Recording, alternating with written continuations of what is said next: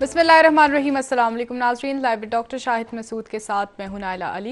नाज़रीन, आज बिलावल भुट्टो जरदारी साहब ने वज़ीर आला सिंध मुराद अली शाह साहब से मुलाकात में गुफ्तगू करते हुए कोरोना वायरस से मुतल्लिक हुकूमती इक़दामात पर सख्त तनकीद की, जिस पर रद्द-ए-अमल देते हुए वफाकी वज़ीर इत्तलात शिबली फराज साहब ने कहा कि कोरोना पर काबू पाने के लिए सिंध को दी गई वफाक की इमदाद बिलावल साहब की लाइल्मी का सबूत है। दूसरी जानिब अदालत ने शहबाज शरीफ साहब को और हमजा शहबाज साहब को कल तलब कर लिया है। इस समेत दीगर हम मौज़ूआत पर बात करेंगे। हमारे साथ स्टूडियो में मौजूद हैं डॉक्टर शाहिद मसूद। अस्सलाम वालेकुम डॉक्टर साहब। वालेकुम जी, आपको भी डॉक्टर साहब, अदालत ने कल शहबाज शरीफ साहब और हमजा शहबाज साहब को मुख्तलिफ केसेस में तलब कर लिया है, जबकि 18वीं तरमीम के हवाले से हुकूमत और अपोजिशन के बीच एक और जो बहस है वो छिड़ गई है। क्या हालात पैदा होने जा रहे हैं आने वाले दिनों में इन मामलात में, आप देख रहे हैं? सियासत पे तो बात ज़रा थोड़ी सी कमी मैं कर रहा हूँ इन दिनों। शहबाज शरीफ साहब को बुला लिया है नैब ने कल, जी, और हमजा शहबाज साहब को एहतसाब अदालत ने एहतसाब बुलाया हुआ है। अदालत ने। और हम ये कह रहे हैं कि हम किसी तरह से भी जो है वो करप्शन पे क्या समझौता नहीं करेंगे। हम जी, असल में हम कभी भी करप्शन पे समझौता नहीं करते, ये तय है। हम सरेंडर करते हैं। तो ये बात जो कही जा रही है ना हुकूमत की तरफ से कि समझौता नहीं करेंगे, बिल्कुल बिल्कुल मैं 100% इससे जो भी वजीर कह रहा है करते हैं तो सरेंडर ही करते हैं। एक बात। दूसरी बात, मैं ज़रा इस पर कोरोना पे बात करूँ, सियासत पे बाद में बात करूँगा। ये जो शरीफ फैमिली है ना, ये हमारी पहली मोहब्बत है। मतलब जब मैं मीडिया में आया तो उस वक्त भी यही बहस हो रही थी कि नवाज शरीफ क्या सोच रहे हैं। ये 2001 में नवाज शरीफ क्या सोचते हैं और शहबाज शरीफ साहब सोचते हैं, और ये आ गया है 2020, और अभी भी यही बात चल रही है कि नवाज शरीफ क्या सोचते हैं और शहबाज शरीफ साहब सोचते हैं। इसके ऊपर मेरे ख्याल से कई मास्टर्स की डिग्रियां, PhD, डॉक्टरेट, पोस्ट डॉक्टरेट लोगों ने कर ली हैं।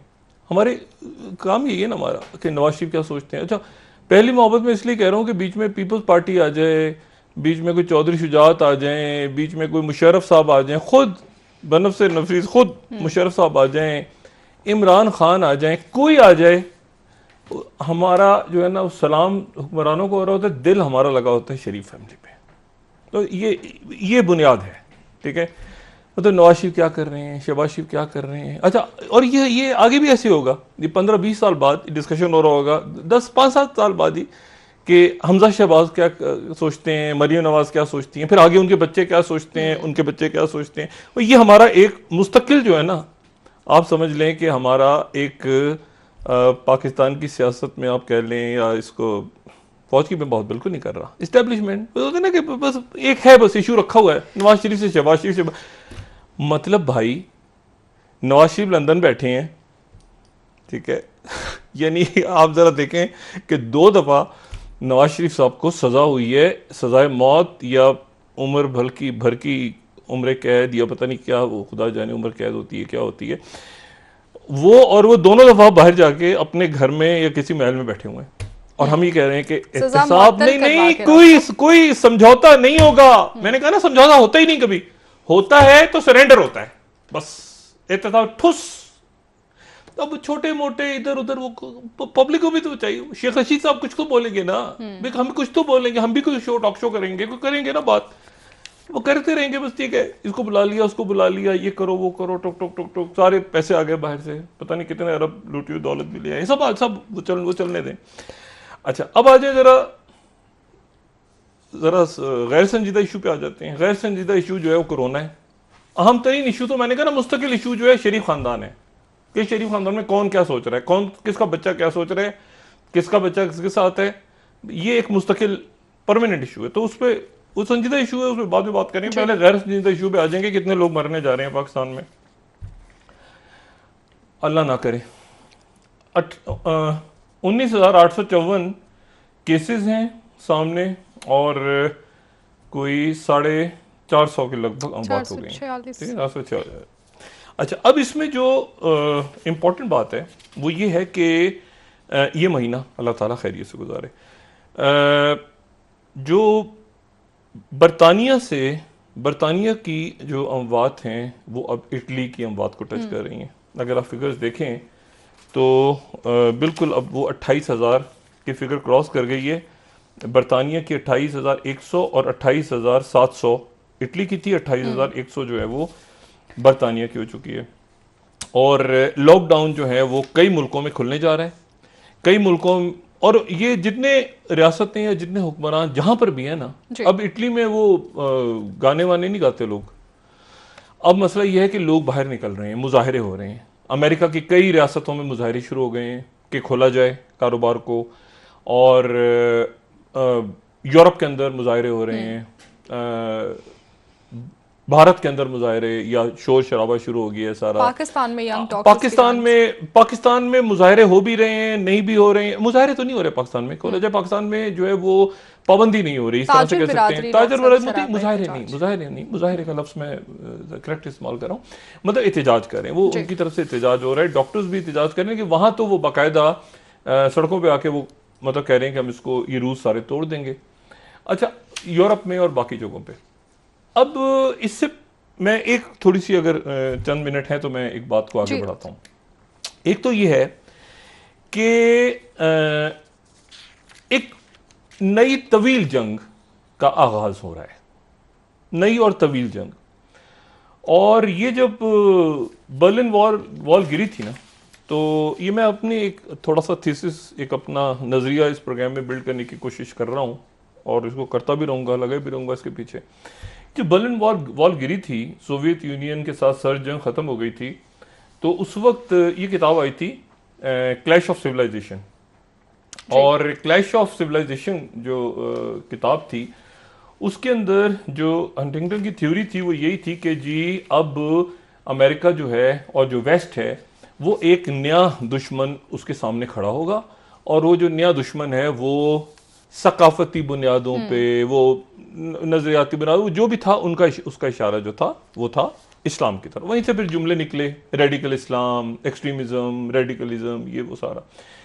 और ये इसके ऊपर जॉर्ज बुश साहब भी आगे बढ़े, टोनी ब्लेयर भी आगे बढ़े, ठीक है। और इसके ऊपर फिर बाकायदा एक पूरा प्रोसेस हुआ, थिंक टैंक्स के अंदर बाकायदा किताबें लिखी गई, रिसर्च होती गई, सब कुछ होता गया, और जंगें छिड़ी, ठीक है। अफगानिस्तान, इराक, लीबिया तहस नहस हो गए, बेशुमार मुल्क। पाकिस्तान ने बड़ी जंग लड़ी, एक वॉर ऑन टेरर के खिलाफ, so called war on terror.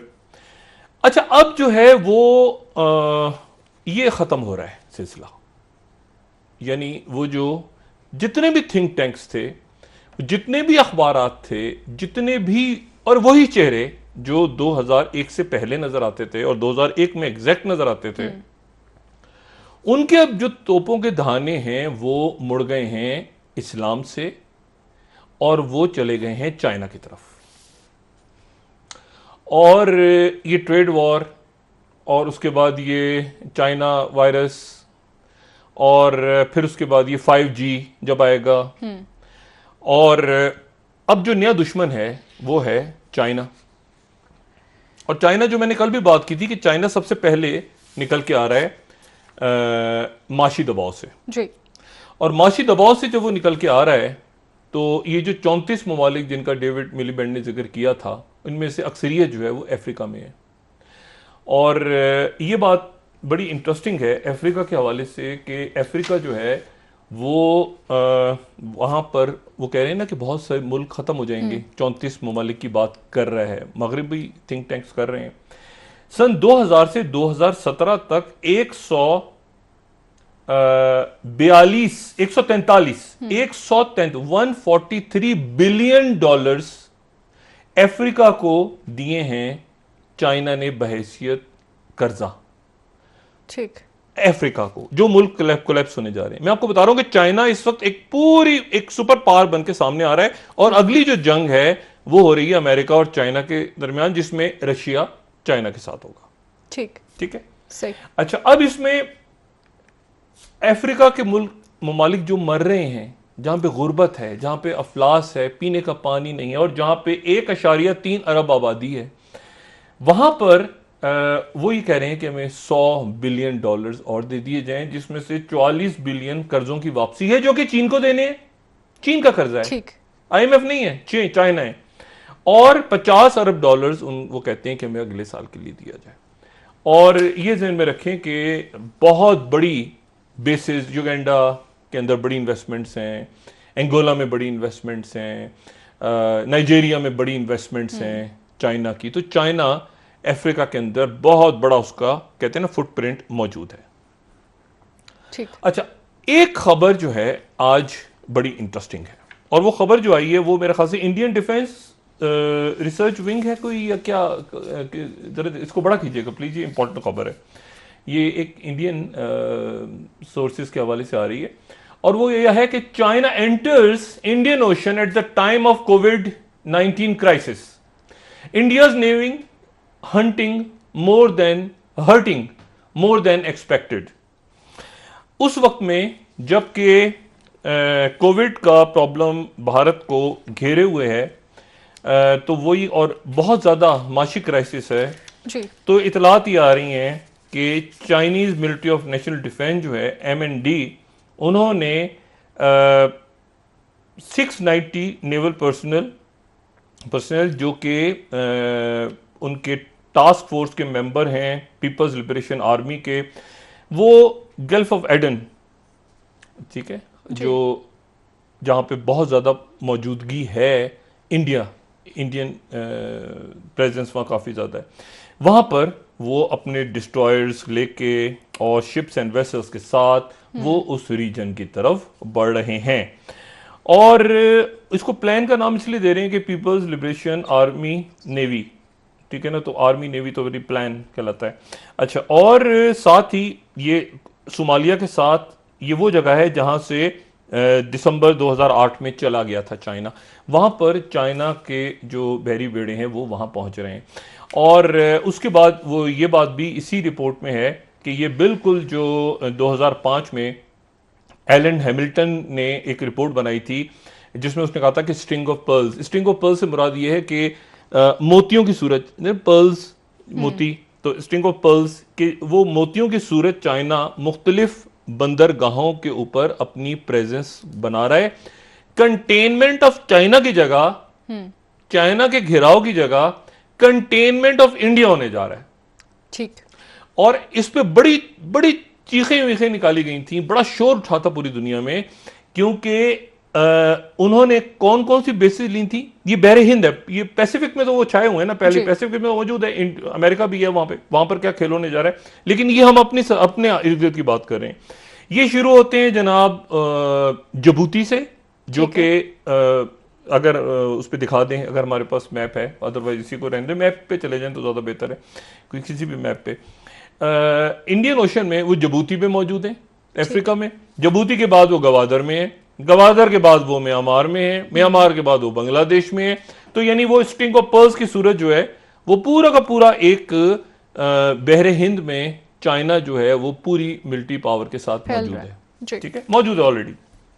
अब जो है मामला वो ये है कि इसमें से जो मुल्क पहले निकला माशी बहरान से, वो मुल्क दूसरों की हेल्प करेगा जी। अच्छा, ये जब गिरी ना वॉल ऑफ बर्लिन, मैं जरा कोरोना वायरस पे भी आता हूं, लेकिन मैं बताऊं होने जो तो अब क्या जंग क्या छेड़ रही है।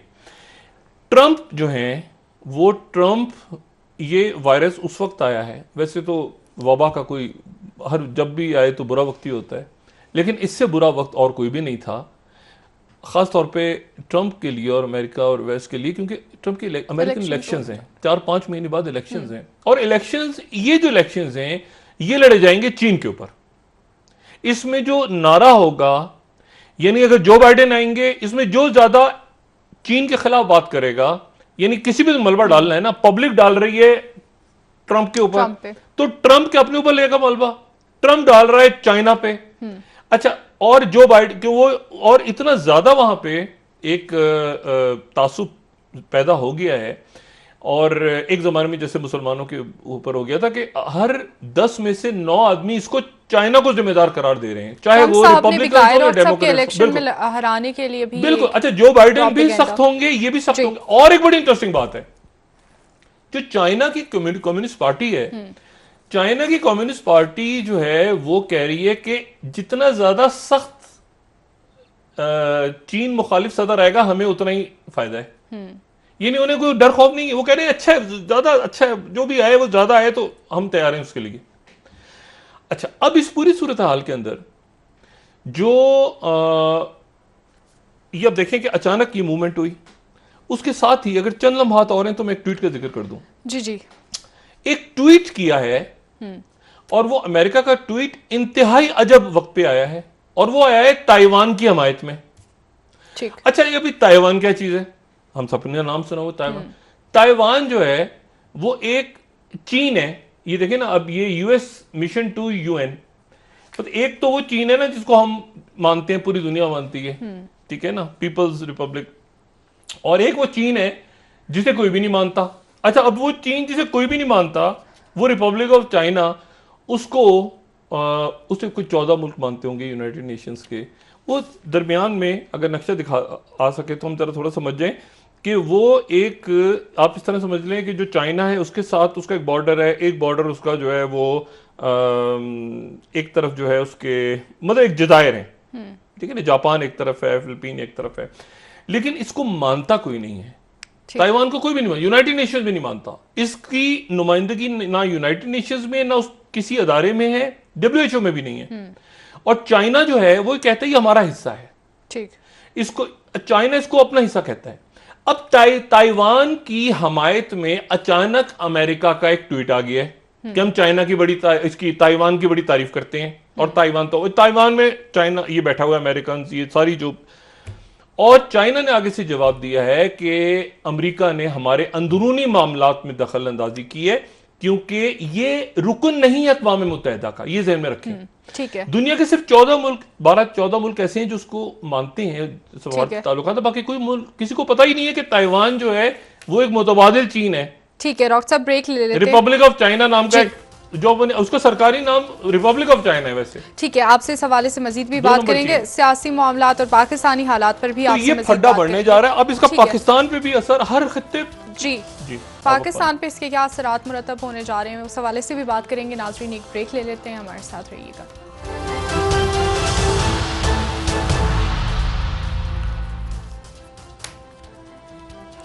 वेलकम बैक नाज़रीन। जी डॉक्टर साहब, ब्रेक से पहले आपने बात की कि कोरोना वायरस के बाद के हालात में नई जंगें शुरू होने वाली हैं और वो जंगें ज़्यादा तवील होंगी, तो क्या आप समझ रहे हैं कि पाकिस्तान पे उन जंगों के क्या असरात मुरतब होने जा रहे हैं? नहीं, जंग तो शुरू हो चुकी है ना, यानी अब जंगों का तो तरीका डिफरेंट है। जंगों में ये नहीं है कि आप जाके सिपाही लड़ रहे हैं और टैंकों से ही जंगें हो रही हैं और मिसाइल्स फायर हो रहे हैं जी। जंगों के तो बहुत से तरीके हैं, और 5 तो ऐसे महाज हैं ना जो कि ऑफिशियल महाज, जिन पे अमेरिका अपनी जंग लड़ता है बाकायदा अपनी कमांड्स के साथ। यानी एक तो उनकी एयर हो गया, एक लैंड हो गया, एक सी हो गया, एक साइबर हो गया, एक स्पेस हो गया, 2 नए उनकी कमांड्स आएंगे। और अब जो है, जो मैंने कल भी बात की थी, मैं दोबारा ये बात अपनी दोहरा रहा हूँ कि आने वाले दिनों में अमेरिका बहुत सारी जो बेसिस हैं पूरी दुनिया में जी, बेसिस के ऊपर $10 बिलियन खर्च कर रहा है अमेरिका आज के दिन, $10 बिलियन। और ये वो बेसिस हैं जो कि ऐसी जगहों पे मौजूद हैं जहां पे कोई रहना नहीं चाहता। आपको सुसाइड किए लोगों ने, बहुत सारे अमेरिकन जो सिपाही हैं वो साइको बन गए इतने सालों में, रह के कोई अफ्रीका में पड़ा हुआ है, कोई इराक में पड़ा हुआ है, कोई जो अफगानिस्तान बैठा हुआ है, वो 10 फेरे उसने लगा लिए हैं, वो मतलब अजीब मामलात हैं। अब इस पूरी सूरत हाल में वो ज्यादा उनकी तवज्जो जाएगी आने वाले दिनों में, एक तो ट्रेड वॉर, ये माशी जो लड़ाई है, दूसरी जाएगी साइबर की तरफ, क्योंकि खतरा इस बात का है, साइबर की तरफ इसलिए जाएगी, खतरा इस बात का है कि जैसे इस दफा हुआ है कि ये वायरस कहां से आया कहां से नहीं आया अभी तक कुछ नहीं पता। आया तो चाइना से ही, और मुमकिन है चाइना बहुत सारी बातें ना बता रहा हो दुनिया को, हमें भी ना बता रहा हो, लेकिन बहरहाल ये कि जो भी कुछ है, अब मामला तो ये है ना कि माशी तौर पर आगे कौन निकलता है। खतरा इस बात का है अमेरिका को और वेस्ट को कि अगर जो कोविड-19 ने किया है, अगर वो साइबर की सतह पे जाके इंटरनेट बंद हो जाता, जो मैंने उस दिन भी बात की है, तो दुनिया कैसे चलती, या इस वक्त इंटरनेट बंद हो जाए तो दुनिया कैसे चलेगी। मतलब हर ऑनलाइन, स्कूल से लेके ऑनलाइन जो है वो बैंकिंग से लेके एप्लीकेशंस के ऊपर लोग टेलीफोन पे बात कर रहे हैं सारे, तो वो साइबर की तरफ चला जाएंगे आने वाले दिनों में जो अमेरिका है वो। अच्छा, अब इसमें इस पूरे खेल में, इस पूरे ये आने वाला है दबाव हर एक के ऊपर कि either you are with us or against अस, जो 9/11 के बाद जॉर्ज बुश साहब ने फरमाया था। अच्छा, तो अब ऐसा मुमकिन नहीं होगा आने वाले दिनों में बहुत से ममालिक के लिए, बशमूल पाकिस्तान, बशमूल मशरिक़ वस्ता के कई ममालिक। इंडिया का तो क्लियर है ना कि इंडिया ने एक साइड ले ली है कि हम मुकम्मल तौर पे इस वक्त अमेरिका के साथ हैं और इंडो पैसिफिक उनका अलायंस है। अब इंडो पैसिफिक के अंदर, इंडो पैसिफिक में पाकिस्तान से ज्यादा जो चाइना की जो पूरी पॉलिसी बनी है इतने सालों में, जैसे अमेरिका की बनी है कंटेनमेंट ऑफ चाइना, तो चाइना की बनी है कंटेनमेंट ऑफ इंडिया। ये तो बांग्लादेश में बैठा है आके चाइना, या जो है वो म्यांमार में बैठा है, तो क्या वो पाकिस्तान के लिए बैठा है? वो इंडिया के लिए बैठा है। तो कंटेनमेंट ऑफ इंडिया हो गया और तेजी के साथ हो गया। इंडिया जो है उसको, मैंने कल भी बात की, उसमें उससे क्या मोहब्बत है अमेरिका को, सवाए इसके कि वो चाइना को काउंटर करे इस इलाके में। ताइवान निकल जाएगा दरमियान में। पैसिफिक रीजन से बहुत ज्यादा अमेरिकन विड्रॉ हो रहे हैं, होंगे आने वाले दिनों में। इतना बड़ा दबाव पड़ने जा रहा है। मगरिबी जो इकोनॉमी है सारी, ये IMF, ये फलां डिमांड, इनके पास नहीं है कुछ। अफगानिस्तान में भी डॉक्टर साहब फौजी इनखला के हवाले से आपने बात की। नहीं, अफगानिस्तान में बिल्कुल, अफगानिस्तान में नहीं रुकेंगे। और अल्लाह करे कि वहां पे एक पुरअमन इनखला हो जाए जो पहले हो रहा था। ठीक है ना, मारामारी वहां शुरू हो सकती है किसी वक्त भी। दाइश दोबारा सर उठा रही है। बहुत सारे अमेरिका ने भी धमकी दी है। नहीं, बहुत नहीं, धमकी वमकी अमेरिका किस वक्त क्या कोई किसी को धमकी देगा? वो इस वक्त तो मतलब क्या करेंगे, धमकी वमकी तो छोड़ दें इस वक्त तो ये है कि वहां पे आप देखें, इतनी बड़ी, अल्लाह ताला खैर करे, इतनी बड़ी तादाद में अमवात हो जाएं। मतलब क्या अमेरिका जो है वो 67,000 डेथ्स के साथ, इतनी डेथ के साथ, और ये आज की फिगर है। तो और ये हफ्ते बाद क्या होता है, 10 दिन बाद क्या होता है, दुनिया में क्या होता है, पाकिस्तान में हम नहीं जानते। हम तो खैर की दुआ कर रहे हैं, लेकिन इतनी बड़ी अमवात। अब वो कह रहे हैं ये वो अमवातें जितनी वियतनाम में हुई थी। ओ भाई, वियतनाम में 10 साल में हुई थी इतनी अमवात। 10 साल के अरसे में इतनी अमवात हुई थी जितनी 4 हफ्तों में हो गई हैं। तो बात यह है कि वहां पर एक बड़ा बहरान पैदा हो गया है। और वहां के गवर्नर्स और बाकी लोग, आपको पता है इटली खुलने जा रहा है, लेकिन वहां पे जो दुकानदार हैं, जो छोटे बिजनेसमैन हैं, उन्होंने जाके अपनी चाबियां देनी शुरू कर दी मेयर्स को कि नहीं खोलोगे तो हम ये हमारे कारखाने तुम चलाओ। तो प्रेशर बिल्ड हो रहा है पूरी दुनिया में। अब इस दुनिया को रेस्क्यू कराने के लिए कौन सी कुव्वत तैयार खड़ी है? वो खड़ा है चाइना। चाइना इस दौरान जब ये सारा फड्डा पड़ा रहा, तो चाइना जब चल पड़ा गुजरे चंद दिनों से, तो चाइना तेल कहां से ले रहा है? रशिया से। देखे ना, ये गल्फ कंट्रीज ने जो फड्डा डाला था रूस के साथ, अब ये तो अच्छा है कि सऊदी अरेबिया की सुलह हो गई, लेकिन रशिया का तेल तो बिक रहा था, क्योंकि यूरोप बंद हुआ तो रशिया ने चाइना को तेल देना शुरू कर दिया। रशिया वैसे, और रशिया के पास, रूस के पास, पुतिन के पास 550 बिलियन, 550 बिलियन डॉलर्स पड़े हैं कि उनका मुल्क किसी वक्त क्राइसिस में आ जाएगा ना, रेनी डेज के कोई प्रॉब्लम के दिन हो, तो 550 बिलियन डॉलर रखे हैं उन्होंने। जब तेल की कीमतें बड़ी ऊंची थी, जब सारे इतने अरसे, वो सारा कहते हो ना, लास्ट लाफ के लिए बैठा हुआ पुतिन, सिगरेट सुलगाएगा अपना सिगार। अब और आपको पता है कि वो पहले पुतिन मशरिक वस्ता में आ चुके हैं, बैठे हुए हैं। और मशरिक वस्ता में कैसे आए हैं वो? सीरिया उनके बगैर चलनी, सीरिया के अंदर वो मौजूद हैं, लीबिया के अंदर वो उनकी स्टेक है, तुर्की के अंदर तैयब एर्दोगन की बगावत अगर रशिया सपोर्ट ना करता और ना बताता कि आपके खिलाफ बगावत होने जा रही है, तो तुर्की के अंदर बगावत जो है वो उसकी तो, तुर्की तो खुल के कहता रहा है कि ये गिलन ने बैठ के अमेरिका से की, इल्जाम लगाता रहा है जी। अब बात यह है कि अब इस पूरी सूरत हाल में रशिया तो ऑलरेडी मौजूद है और अब ये चाइना घुस रहा है माशी तौर पे। अच्छा, माशी तौर पे चाइना इतना मजबूत है कि वो इंडिया की बेशुमार जो कंपनीज हैं भारत की, वो इंतजार कर रहा है कि भारत के भी स्टॉक गिरे, वो इंतजार कर रहा है कि न्यूयॉर्क का भी स्टॉक गिरे, वो इंतजार कर रहा है कि दुनिया भर की कंपनियों के स्टॉक जरा नीचे आ जाए तो फिर हम उठा लें स्टॉक और कंपनियां खरीद लें। ठीक है, ठीक। अच्छा, और इसमें बांग्लादेश में भी गिरे स्टॉक तो हम बांग्लादेश की कंपनियां भी खरीदें, जहां जहां स्टॉक ओपन है, और फिर उसको दुनिया की मैशत को हम डॉलर से निकाल लें। ये अच्छा, ये लॉन्ग टर्म स्ट्रेटेजी है। और मैं आपको एक बात बताऊं, मैं सिर्फ चंद सेकंड लूंगा इस पे। एक दफा मेरी मुलाकात एक शख्सियत से हुई, एक खातून से, वो जो है वो कोलंबिया यूनिवर्सिटी में गालिबन कहीं पढ़ा रही थी या किसी जगह पर उनसे मिला, तो उन्होंने कहीं बात की। उन्होंने कहा आपको पता है कि मैं जो एग्जाम हुआ चाइना में, तो मैं वहां पे सेकंड पोजीशन थी मेरी, तो मैं यहाँ यूनिवर्सिटी ऑफ, ये कोलंबिया अमेरिका में हूँ, ठीक। तो मैंने ऐसे ही पता नहीं एक कॉन्फ्रेंस या कोई लेक्चर हो रहा था किसी जगह पे, तो किसी सवाल किया कि, और वो आगे फिर उसने खुद ही जवाब दे दिया, सवाल होने से पहले लोगों के ज़हन में था। उसने कहा आपको पता है मैं सेकंड आई हूं तो मैं यहाँ पे हूँ, मैं अगर नंबर 1 होती तो अपने मुल्क में कम्युनिस्ट पार्टी के अंदर होती। वो जो best of the best brains है ना, वो सिंगापुर, साउथ कोरिया, चाइना ने बेहतरीन दिमाग उठा के वो अपने यहाँ, और वो यानी आप देखिए कितनी खौफनाक बात है कि मैं नंबर 2 थी तो यहाँ कितनी बड़ी यूनिवर्सिटी के अंदर डीन बन गई, मैं अगर 1 होती तो अपने मुल्क में कम्युनिस्ट पार्टी में। बात यह है कि वो एक इस तरह से उठा है चाइना पिछले चंद सालों में, और ये जो खुल के अब आप देखेंगे इंडियन ओशन, आप खुल के देखेंगे ताइवान, अब आने वाले दिनों में आप ये चाइना वायरस, ब्रेक ले लेते हैं, दरमियान में इंडिया और पाकिस्तान के हवाले से भी आपसे मजीद भी बात करेंगे। नाजरीन ब्रेक ले लेते हैं, हमारे साथ रहिए।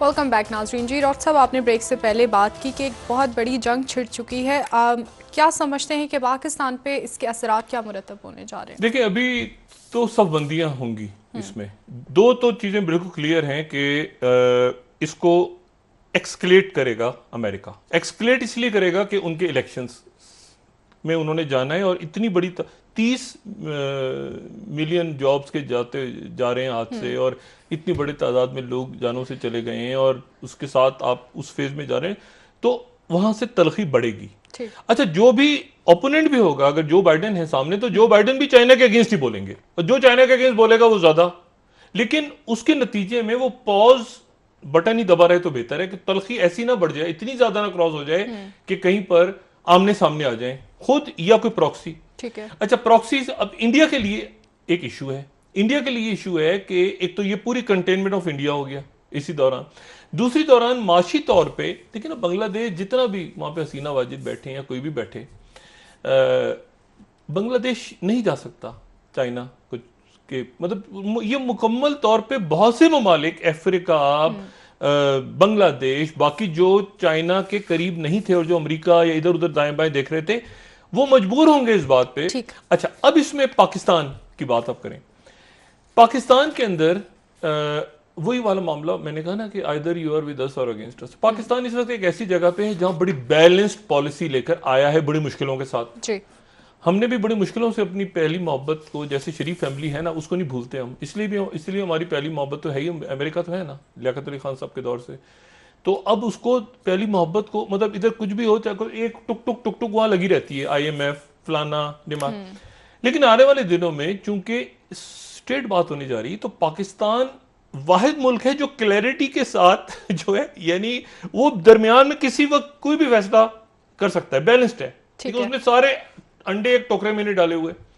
अफगानिस्तान में अमेरिका को उसकी जरूरत है, लेकिन जो मिडिल ईस्ट के अपने मुल्क हैं, और इंडिया तो टोटल, मैं पहले भी बहुत दफा बात करते हैं कि सारे अंडे ना से अमेरिका के टोकरे में डाल दिए, ट्रंप के टोकरे में डाल दिए मोदी ने। अच्छा, अब मसला यहां पे ये आ रहा है कि जो फौजों का होगा विड्रॉल, अल्लाह खैर करे कि ये डेथ टोल इस महीने कहां जाता है, किस मुल्क में। पाकिस्तान के अंदर हर शख्स से मुशावरत हो रही है, सवाई डॉक्टरों के, सवाई अब मेडिकल के वो जो PMA और वो डॉक्टर्स ने भी बात करना छोड़ दी और सारा सियासतदानों के हाथ में दे दिए। सियासतदान ही तय करें, सियासतदान ज़ाहिर मुल्क चला रहे हैं, इलेक्टेड नुमाइंदे हैं, और आने वाले दिनों में जो भी होगा, जहां पर जिसकी हुकूमत होगी वो देखेंगे। अल्लाह, वो जो बात असद उमर साहब ने की है ना कि उतनी ज्यादा नहीं हुई, ये बात बहुत पहले भी कह चुके हैं कि यहाँ जनूबी एशिया में, जनूबी एशिया दुनिया में और भी कई मुल्क ऐसे हैं, लेकिन यूरोप के अंदर भी उनको नहीं समझ आ रही कि एक मुल्क यहाँ पे कुछ हुआ तो दूसरे मुल्क में कैसे ऐसे हो गया, एक रियासत में अमेरिका की इतने ज्यादा हो गया तो दूसरे में कम क्यों हुआ, एपी सेंटर जो है वो लंदन बना हुआ है, अब कहीं जाके बर्मिंघम वगैरह की साइड पे जा रहा है। तो बात यह है कि वो इसके ऊपर स्टडीज हो रही हैं, मतलब इंडोनेशिया में कुछ और है तो साथ ही मलेशिया में कुछ और है, मतलब ये वायरस जो है ये भी कुछ अजब अंदाज में इसकी मूवमेंट हो रही है। तो पाकिस्तान में अल्लाह खैर करे कि आने वाले दिनों में ये सारा मामला कहाँ लेके जाता है। लेकिन मैं सिर्फ एक क्लोजिंग रिमार्क दे दूं, पाकिस्तान का जो सेटअप है ना, जो निज़ाम है, जमहूरियत तो रहेगी अपनी जगह, ये जो निज़ाम है ना बदमाशिया का, जब एक फ़ोन आता था वहाँ से, एक कोई ह्यूमन राइट्स फलाना ढिमाकना, यहाँ पे हुकूमतें उठा रहे हैं, बिठा रहे हैं, NRO हो रहा है, वो कॉन्डीजा राइस आ गई, फलां आ गया, ये हो गया, डिमाकना हो गया, फलां, वो किस्सा खत्म होने जा रहा है। क्योंकि अब कोई एक सुपर पावर जो है ना वो इस पोजीशन में है नहीं कि किसी को डिक्टेट करे, और खासतौर पर पाकिस्तान को डिक्टेट करे। ठीक है, बहुत बहुत शुक्रिया। आपको पता है MBS भी चाइना होकर रहते पिछले साल। बहुत बहुत शुक्रिया। उस पर कल बात करेंगे। ठीक हो गया, आपसे कल इस हवाले से मजीद भी बात करेंगे। नाजरीन, प्रोग्राम का वक्त खत्म हो गया है। सिस्टम जो है ना, ठीक है, बहुत शुक्रिया डॉक्टर साहब। मगरिब मार्का जमहूरियत जो है ये सिस्टम नहीं चलेगा, ये वाला। ठीक हो गया नाजरीन, कल इंशाल्लाह दोबारा आपसे मुलाकात होगी। मुझे नायला अली को इजाजत दीजिए। अल्लाह हाफिज जी डॉक्टर साहब। अपना दोस्तों रिश्तेदारों गिरदोनवा के लोगों का सब ख्याल रखिएगा। अल्लाह हाफिज।